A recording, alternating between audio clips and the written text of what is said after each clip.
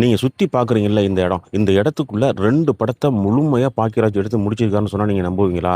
ஆமாங்க, உண்மதான். தூறல் நின்னு போச்சு, ஒரு கை ஓசை. இந்த 2 படமும் நீங்க சுத்தி பார்க்குற இந்த இடத்துக்குள்ளேயே எடுத்திருக்காரு. நேரா தெரியுது பாருங்க. அதுதான் அவர் பொறந்த வீடு. அதையும் போய் பார்க்கலாம் வாங்க. வெள்ளாங்கோயில் அப்படின்ற கிராமத்தில் இயக்குனர் பாக்கியராஜ் அவர்கள் பிறந்த வீட்டை தாங்க நம்ம பார்க்க வந்தோம். ஆனால் வந்த இடத்துல உண்மையாக நமக்கு ஒரு ஆச்சரியங்க.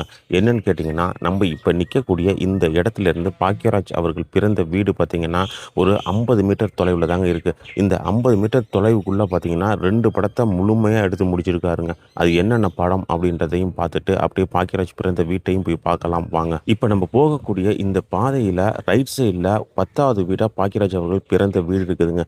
இந்த இடத்துல இருந்தே அவர் படம் எடுக்க ஆரம்பிச்சிட்டாருங்க. இப்போ நம்ம பார்க்குறோம்ல ஒரு பில்டிங் வெள்ளை கலரில். இந்த இடத்துல முன்னாடி ஒரு ஓட்டு வீடு இருந்துச்சுங்க. அந்த வீட்டில் தான் ஒரு கை ஓசை படத்தில் டாக்டருடைய கிளினிக் இருக்கும். அந்த கிளினிக் இருந்த இடம், அந்த வீடு இருந்த இடம் தாங்க இது. இதுக்கு அப்படியே பார்த்தீங்கன்னா எதிர்த்த மாதிரி சிங்காரம் அவர் வந்து தம்பி டீ கடைன்னு ஒரு டீ கடை வச்சு நடத்துவார். இந்த டீ கடையையும் இந்த மருத்துவமனையையும் மையப்படுத்தி தான் இந்த கதையோடைய முக்காவாசி காட்சிகள் நகரும். அப்போ சிங்காரம் டீ கடையிலேருந்து டீ எடுத்துக்கிட்டு எதிர்த்த மாதிரி கிளினிக்கில் இருக்கிற டாக்டருக்கு கொடுக்கறதுக்காக கிராஸ் பண்ணி போவாருங்க. அவர் கிராஸ் பண்ணி போகிறப்ப பார்த்தீங்கன்னா இப்போ நம்ம போகக்கூடிய இந்த தெரு வந்து அப்படியே முழுமையாக காட்சிப்படுத்தி இருப்பார் இயக்குனர் பாக்யராஜ். ஒரு கை ஓசையில் அந்த காட்சிகள் எல்லாமே இந்த இடத்துல தாங்க எடுக்கப்பட்டுச்சு. இப்போ இந்த இடத்த தாண்டி நம்ம ஒரு 10 அடி கூட எடுத்து வச்சிருக்க மாட்டோங்க. இப்போ உங்களுக்கு முன்னாடி ஒரு ஆலமரம் தெரியுது பார்த்தீங்களா?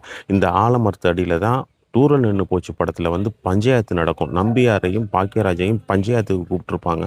அந்த பஞ்சாயத்துக்கு வர்றப்ப நம்பியார் தலைக்கு மேல பார்த்தீங்கன்னா கட்டில தூக்கிக்கிட்டு வருவாரு. வந்து இந்த ஆலமரத்து அடியில தான் அந்த கட்டில போட்டு உட்காந்து அந்த பஞ்சாயத்து நடக்கும். அந்த பஞ்சாயத்து நடக்கிறப்ப பார்த்தீங்கன்னா பின்பக்கமா உங்களுக்கு ஒரு கோவில் தெரியுது பாருங்க.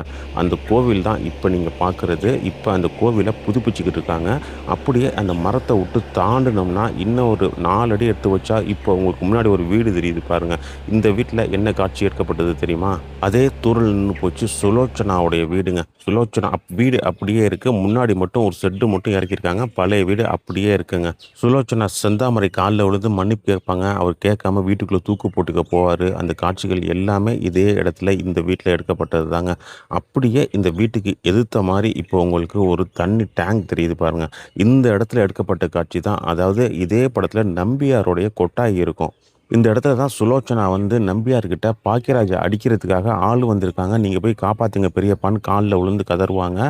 அப்போ நம்பியார் போக முடியாதுன்னு எந்திரிச்சு வீட்டுக்குள்ளே போயிடுவார். அந்த காட்சிகள் எடுக்கப்பட்ட இடம் இது தாங்க. அப்படியே இங்கேருந்து பாக்கியராஜ் வீடு 4வது வீடு தாங்க. அவர் பிறந்த வீட்டை போய் பார்த்துடலான்னு கிளம்புறப்ப இன்னொரு காட்சி அந்த 4 வீட்டுக்கு நடுவில் ஒரு முக்கியமான காட்சி எடுத்திருக்காருங்க. இப்போ நமக்கு இடதுபுறமாக ஒரு மண் சாலை மாதிரி திரும்புது பாருங்க. இதில் ஒரு 10 அடி நடந்து போனோம்னா ஒரு பாலடைஞ்ச கிணறு இருக்குங்க. அந்த கிணத்து அடியில் தான் ஒரு கை ஓசை படத்தில் வந்து ஒரு கிணத்துல விஷத்தை, அதாவது பால்டாயில் வந்து வில்லன் கலக்கிற மாதிரி ஒரு காட்சி எடுத்திருப்பாங்க. அந்த படத்தில் அது ஒரு முக்கியமான காட்சியாக இருக்கும். அந்த காட்சி முழுக்க இந்த கிணத்தடியில் எடுக்கப்பட்ட படம் தாங்க. ரவுடி எல்லாம் விஷத்தை கொண்டாந்து குடிநீர் தண்ணிக்குள்ள ஊற்றுவாங்க. ஆ. அப்போ பாக்கியராஜ் வந்து அதை தடுத்து சண்டை சீன் அந்த கிணறு வந்து இதானுங்களா? குடிநீர் கிணறு சண்டை சீன்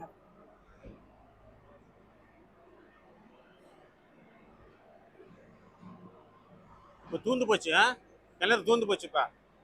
அடுத்ததாக நம்ம பாக்கியராஜ் பிறந்த வீட்டை தாங்க பார்க்க போகிறோம். கொஞ்சம் நினச்சி பாருங்கள், நம்ம இப்போ நடக்க ஆரம்பித்து குறைஞ்சது ஒரு 40 மீட்டர் தாங்க கடந்து வந்திருக்கோம். இந்த இடத்துக்குள்ளேயே பார்த்தீங்கன்னா எவ்வளோ பெரிய படங்கள், 2 படங்களை இந்த தெருவுக்குள்ளேயே வச்சு எடுத்து முடிச்சிருக்காரு அப்படின்றத நினைக்கிறப்ப உண்மையிலேயே ஆச்சரியமாக இருக்குங்க. இப்போ உங்களுக்கு முன்னாடி ஒரு ஓட்டு வீடு ஒன்று சிறிய அளவில் தெரியுது பார்த்தீங்கல்ல, இதுதான் பாக்கியராஜ் அவர்கள் பிறந்த வீடு. முன்னாடி இது கொஞ்சம் பெரிய வீடாக இருந்துச்சுங்க. அந்த 2 சைடும் ஆல்ட்ரு பண்ணி வேற வேற வீடு கட்டினதுனால இது கொஞ்சம் சின்னமாக தெரியுது. உள்ளே போய் பாக்கியராஜ் பிறந்த வீடு எப்படி இருக்கு அப்படின்றத பார்க்கலாம் வாங்க.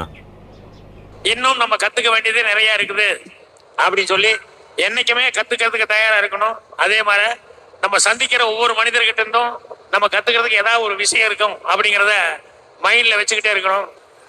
சுமார் 60 வருஷத்துக்கு முன்னால கிளாஸ் ரூம்ல வாத்தியார்ல ஃபியூச்சர்ல நீ என்ன ஆக போற அப்படின்னு சொல்லி ஒவ்வொரு பையனா கேட்டு வரும்போது, ஒரு பையன் டாக்டர் ஆகணும், ஒருத்தர் இன்ஜினியர் ஆகணும், ஒருத்தர் ஏர்போர்ட்ஸில் வந்து சேரணும், ஒருத்தர் மிலிட்ரியில் பெருசாக வரணும் அப்படின்னு சொல்லி அவங்களுடைய அபிப்பிராயத்தை சொல்லிட்டு இருந்தாங்க. நான் எந்திரிச்சு நீ என்ன ஆகணும்னு சொல்லி கேட்டப்போ, எம்ஜிஆர் சிவாஜி மாதிரி ஒரு நடிகன் ஆகணும் அப்படின்னு சொல்லி சொன்னேன். அப்போ எல்லாருமே பசங்கெல்லாம் கூட படிச்ச பசங்கெல்லாம் சிரிச்சாங்க.